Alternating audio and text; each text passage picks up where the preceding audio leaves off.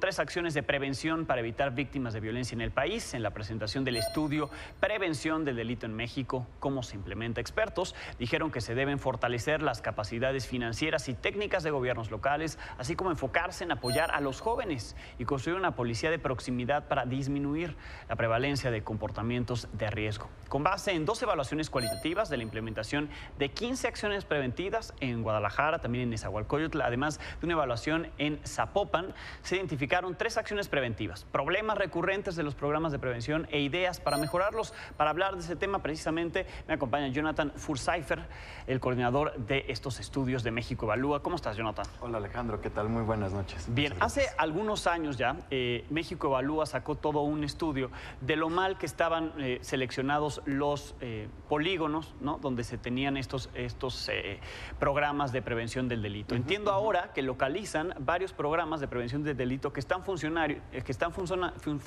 corrijo, sí. Y a partir de esto es que ustedes hacen esta serie de recomendaciones. Es cierto, qué buena memoria. Hace algunos años publicamos este estudio en donde pues nos preocuparon algunas cuestiones justamente de cómo se definieron las demarcaciones, porque no había criterios muy transparentes o con base en reglas de operación claras.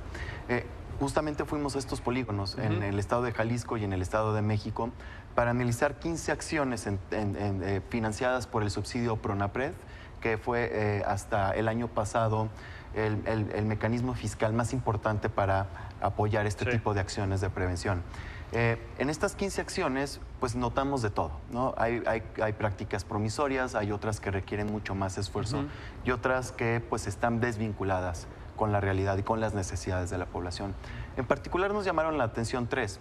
Una de ellas es un programa de atención a jóvenes embarazadas. Provee becas, tiene mecanismos muy buenos. ¿En cuál de los 3? En Jalisco, en Guadalajara.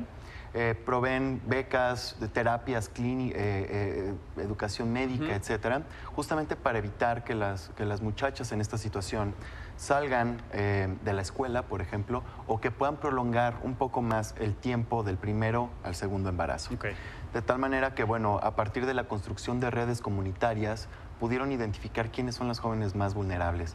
Y al mismo tiempo, pues algo que nos llamó la atención, que muchas acciones no tenían, es que usaban recursos propios, no dependían solamente de este subsidio. Del PRONAPRED, ¿no? Que viene de la Secretaría de Gobernación, que por cierto estuvo cuestionado, ¿no? Como pues estos recortes que se hicieron incluso afectaron al programa. Exactamente, esa es otra de las lecciones, ¿no? Muchas acciones se quedaron a la mitad porque, bueno, ya no pudieron recibir ese subsidio. Pero entonces esta práctica es buena. También la policía de proximidad que observamos en Nezahualcóyotl es una práctica promisoria. También han generado pues una estrategia muy interesante de división de cuadrantes a lo largo del municipio, redes comunitarias, alianzas muy importantes con los vecinos, líderes comunitarios, incluso uso de redes sociales para coordinarse. Se avisan entre ellos. Es como un chat, pues. Entonces, pues así pueden tener en tiempo real también, pues cualquier tipo de problemática vinculada con inseguridad, personas sospechosas, falta de luz, etc. De tal manera que, bueno, y la última es una evaluación de impacto. Esta es un poco más sofisticada de lo que nosotros pudimos hacer en estas 2 evaluaciones en campo. ¿Por qué? Porque, bueno... la tercera es Zapopan, ¿verdad? Es en Zapopan, en el municipio de Zapopan. Esto fue de 2012 a 2015. Fue un programa que entrenaba jóvenes de colonias marginadas entre 19 y 23 años para, pues son programas vocacionales. Te proveen herramientas, tú escoges la que más te convenga, por ejemplo, contaduría, talleres, oficios, para que puedas posicionarte mejor en el mercado de trabajo. El estudio, a comparación de las personas que no recibieron este entrenamiento, lo que encontraron los investigadores de la Universidad de Stanford fue que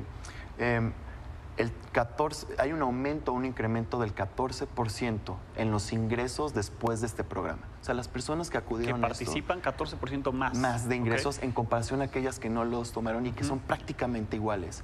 También encontraron que hay una reducción del 22% en actividades relacionadas con, por ejemplo, consumo de drogas, portación de armas de fuego, inclusión en pandillas o bandas, etcétera. Estos factores de riesgo permiten reducirlos también.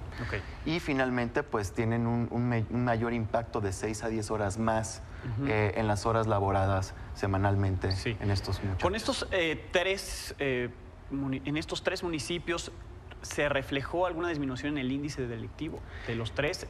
¿O todavía es muy pronto para decirlo? El problema es que, y eso es una excelente pregunta, gran parte de estas 15 acciones, a excepción de Zapopan, no tienen indicadores que nos permitan evaluar si justamente estas políticas pudieron o no. No le podemos atribuir al subsidio una reducción sustantiva o moderada en la violencia o si le incrementó, ¿no? Porque no hay una estructura de evaluación con indicadores, monitoreo, que permitan justamente comparar cómo estaban antes, durante y después de estas acciones. Lo que sí es evidente, me dices, es que estas personas que participaron en todos los programas, ¿no?, de los que me hablas, las mujeres embarazadas en Nezahualcóyotl, el caso de los jóvenes con estos programas de... pues, qué hacer, ¿no? Con lo que les gusta o no en Zapopan. Estas personas sí quedaron fuera, ¿no? Que eran riesgo a participar dentro del crimen, pues quedan fuera, ¿no? Y tienen otro camino, no el camino de la violencia, sino el camino de la delincuencia que muchos están. Y eso es lo que esperamos en la política preventiva. Justamente brindar caminos alternativos, una ruta hacia una aproximación humanista, ¿no? Que pueda alejar de todo este rango de conductas antisociales, delictivas, violentas a muchos jóvenes en este país. Bien, Jonathan, yo te agradezco mucho. Está en la página de México Evalúa, por supuesto, estos estudios. Y pues que los que gobiernan los municipios y los estados en el país se den una vuelta ahí pues para aplicar estos programas, ¿no? Así es, pues los invitamos a revisar nuestra página de internet y te agradezco mucho, Alejandro, por el espacio. Tus preguntas fueron muy interesantes. Gracias a ti, Jonathan.